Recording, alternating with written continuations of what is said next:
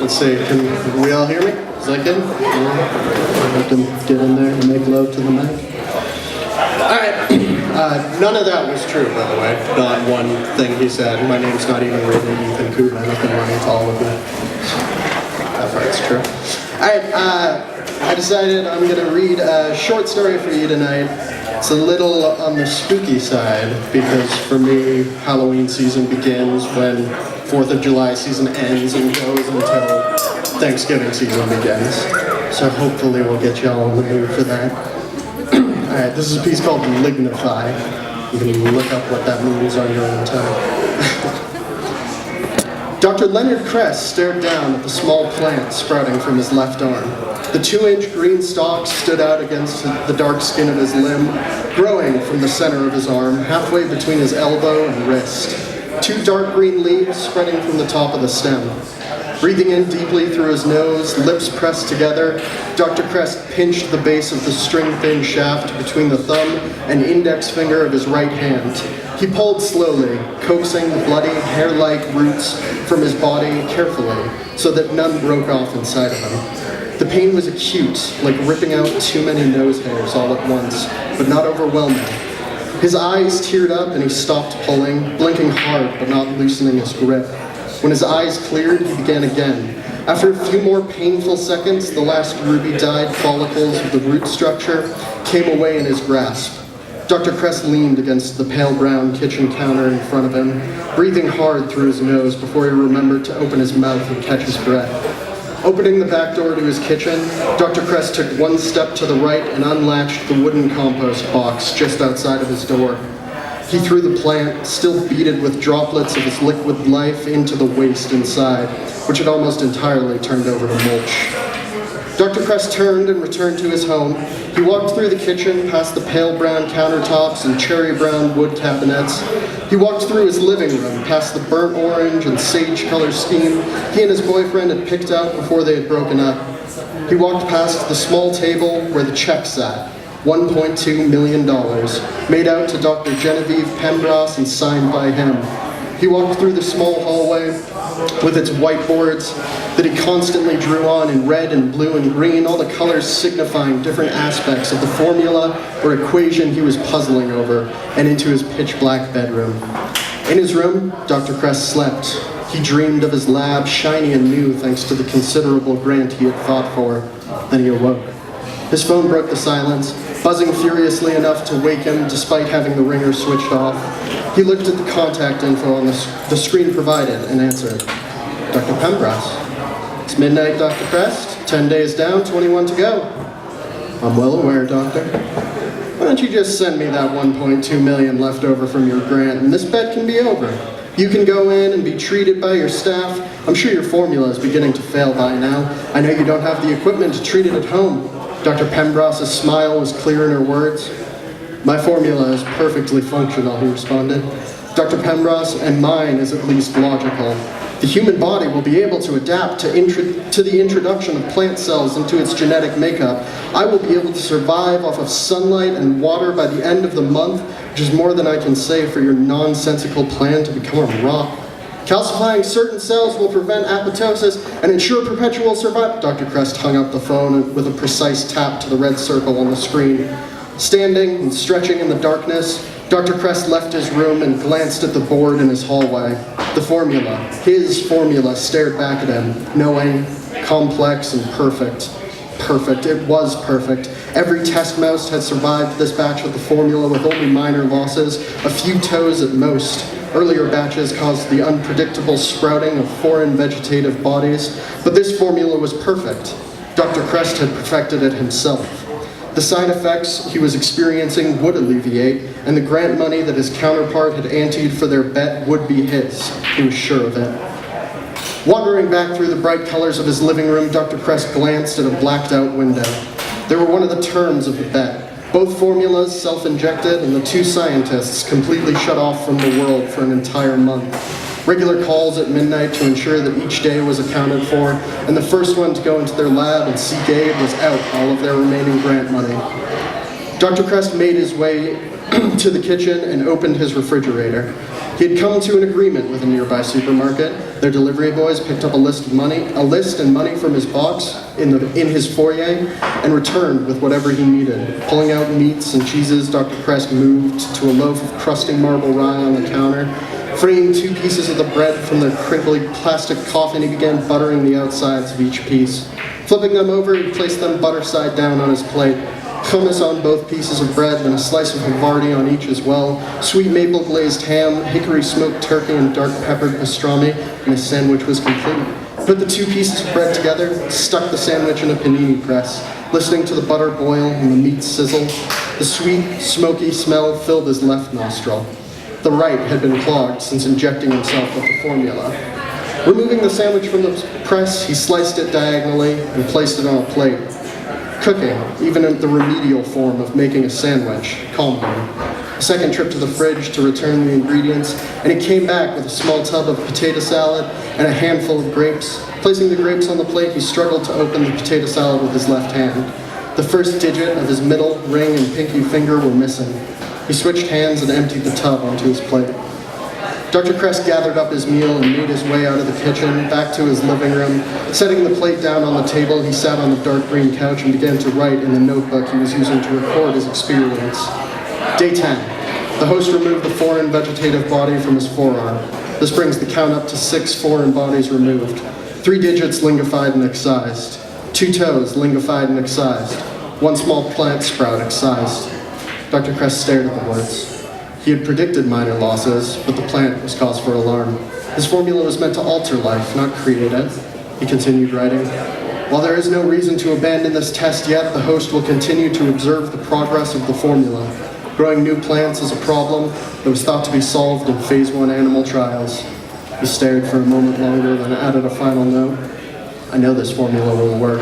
The sprouting of foreign vegetative bodies is just an unforeseen complication of human testing, but it can be fixed. I did not make a mistake. The formula is perfect. Dr. Kresk checked the clock on his wall. 2 a.m. His sleep schedule had adjusted somewhat for the constant midnight calls, but he yawned at the silent, ticking, dark green face. He stood on the orange carpet and walked past his boards, smiling at the work they held. He carried his dish back to the kitchen, the sandwich barely picked at, the grapes eaten, and the potato salad untouched.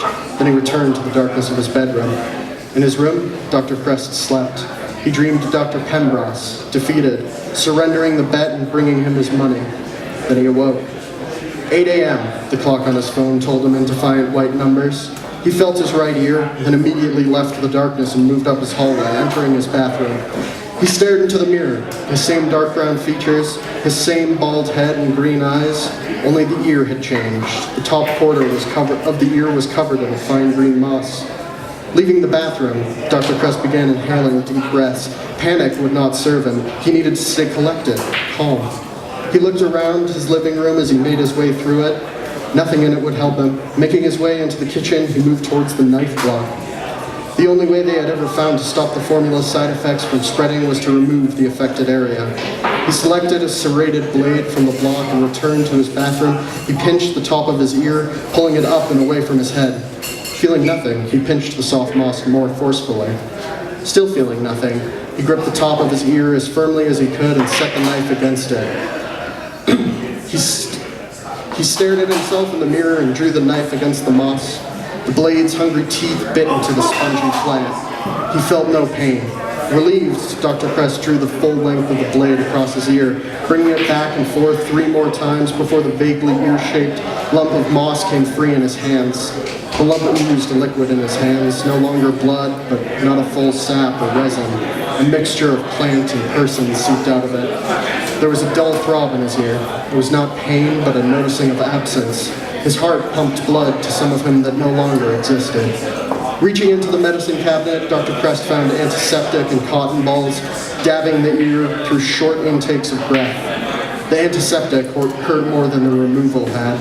He placed a bandage over the missing section of ear and turned away from the mirror. Walking through his home, Dr. Kresk made his way out of the kitchen door and threw the lump of moss into the compost bucket. It felt like the only respectful way to dispose of what was once him.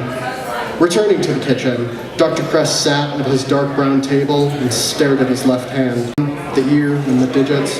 He was slowly losing control of the situation, and it had not yet made it halfway through the month. Doubt began to strangle his mind like roots digging into his head. He would die if he stayed the course, and he would be ruined if he conceded. He had put himself in a situation with no way out. Total failure or death were his only options. No, he spoke out loud, hearing himself, convincing himself of his own resolve. The formula would work. He had perfected it for human trials. A few fingers and an ear were a small enough price to pay for over $1 million.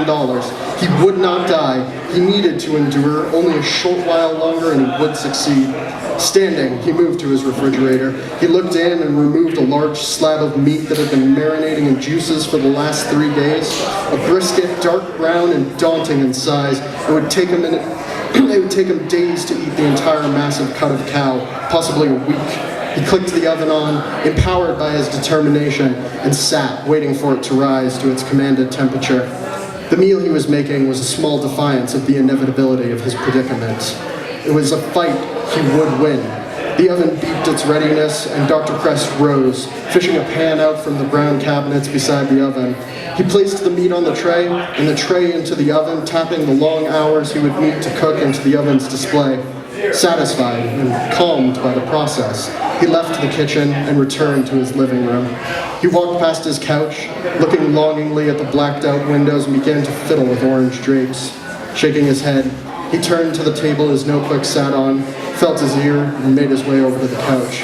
Sitting, he began to write. Day 11. The host's right ear was covered in a dried pieces of moss.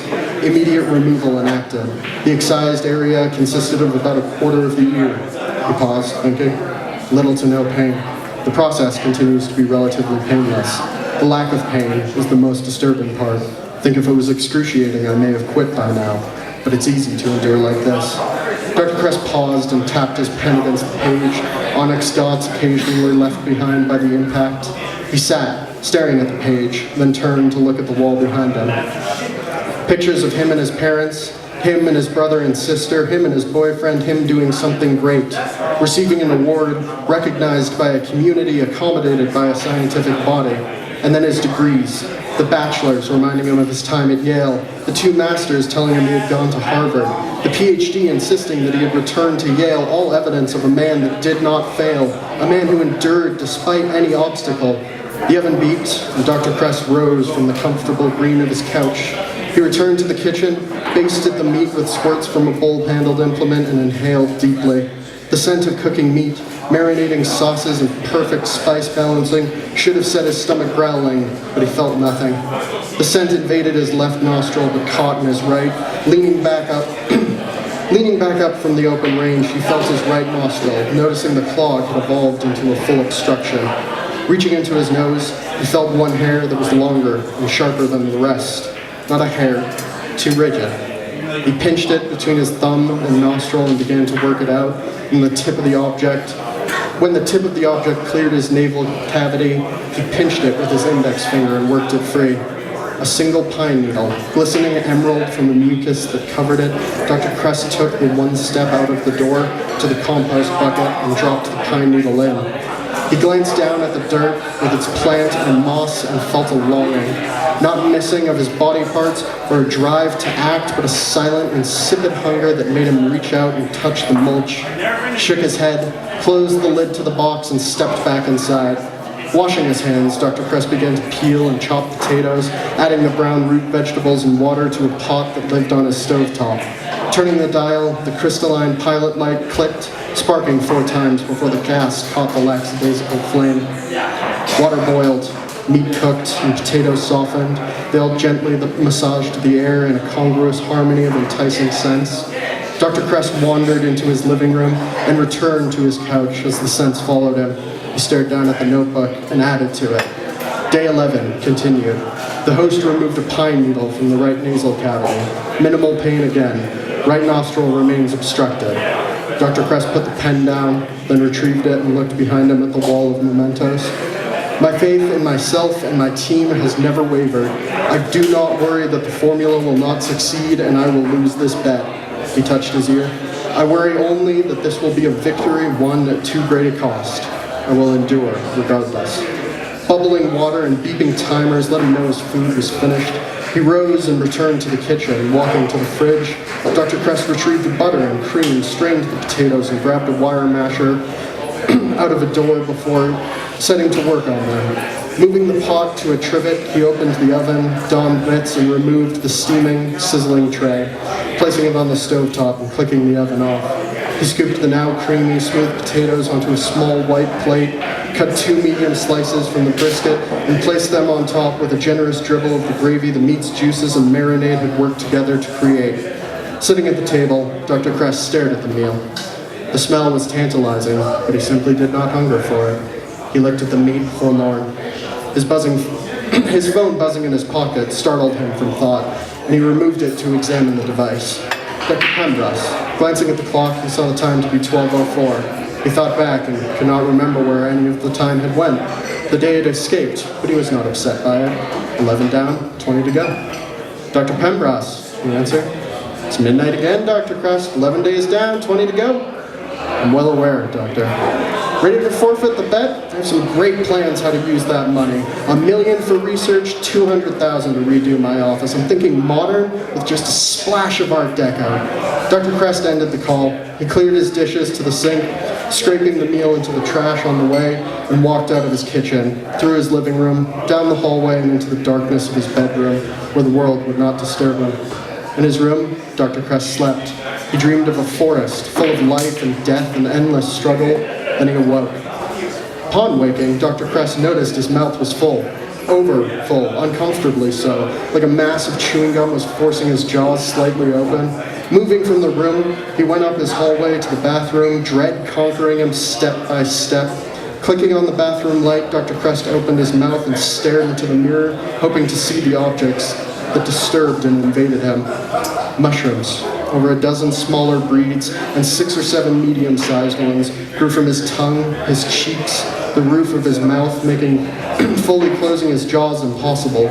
He stuck his fingers into his mouth, heaving terrified breaths, and began clawing at the fungi, ripping chunks of caps and parts of stalks until a row of broken earthen teeth sat behind his halcyon white ones, slowing his breathing. Dr. Kress tried to calm himself, mouth still open. He pulled at the stalks as methodically as he could, while his heart still beat bloody battle in his chest. He uprooted each fungus as thoroughly as he could and inspected the small holes they left behind, each tiny pit a plea to surrender. His breathing slowed even further, and realization washed over him with gallant authority. He would not win. Gathering the chunks of mushroom into a lump, adhered with his blood and saliva into a loose, crumbling ball, he moved through his house and out his kitchen's door, pulling out his phone along the way. It was just after 4 in the morning, but he clicked the most recent call in his log, heedless of the hour. Several rings as he struggled to open the compost box with his left hand, and the voicemail's automated response at the same moment he undid the latch and hoisted the lid. Dr. Pembroke, he began, and paused, looking down at the dirt he dropped his mushrooms into. There was something so appealing about it. He hungered for it more than his brisket and his sandwich. He longed for a closeness to the soil. He continued his message while removing his shoes and socks, distracted by the call and moving by instinct. He stepped into the compost, reuniting his body with its lingified parts, and started at how right it felt, how at home he was in the soil. UN, Dr. Kress finished and ended the call, closing his eyes and focusing on where he was. Not the bet, not the formula, not any of his work. No other place captivated him so much as the small wooden box filled with decaying organic matter. Dr. Kress inhaled a final breath and reached upwards, settling into his new home. Dr. Genevieve Pembroke opened the front door to her contemporary's home. They had made each other keys in case one had decided to welch on the bet, and the message Dr. Pembroke had received that morning had been fairly clear. Still, he had waited. She had waited until midnight this night and tried to call Dr. Kress with no answer. The bet was forfeit, and the money was hers. Walking through a foyer with uncollected groceries, she strode into an orange and green living room. Crinkling her nose at the color scheme, she walked towards the hallway sprouting from the room and glanced at the boards. Obviously flawed, unlike her perfect one. She tapped on the bedroom door and poked her head in. She clicked on the light, saw the room to be empty, and turned away. A tap on the bathroom door revealed it to be empty as well, and so she turned to venture into the rest of the house. Passing a small table, she saw her prize and grinned. She reached out her right hand to pick up the check and winced. 3 stone fingers on her right hand still hurt as ferociously as when the cells had started to calcify. She breathed through the pain, grimaced, surrendering to a smile as she picked up the check with her left hand and placed it in her pocket. "Crest?" she shouted to the house. No response came. She moved towards the kitchen and looked around its plain brown confines. A slab of meat and a pot of potatoes sat on the counter and stovetop, but there was no evidence of her scientific rival. Curious, she removed her phone from her right pocket with her left hand, reaching around her body, and punched the call button next to Leonard Crest's contact picture. Faint buzzing was almost audible. She began questing around the kitchen for the source of the disturbance. It took her 2 more calls before she opened the back door and the noise grew louder. Stepping out of the door, Dr. Pembroke looked around. Her eyebrows shot up when she glanced to the right and found him. Standing in a large wooden box was a tree, the vague shape of a straining man, leaves already sprouting from what must have been arms clawing at the sky. "You stubborn son of a bitch," Dr. Pembroke stepped forward and put her right hand on the man's face. She felt hard wood and winced as her own fingers bumped against the bark. "Should have just let me win." She left the house, check heavy in her pocket. Soon she would call the police, call his family, report what had happened, and show them the contract for the bet. Soon she would deposit the money she had won from him. But first, she punched her lab's address into her phone and drove slowly towards it. Terrified of suffering the same fate as her adversary, but too lost in thought to hurry. Thank you.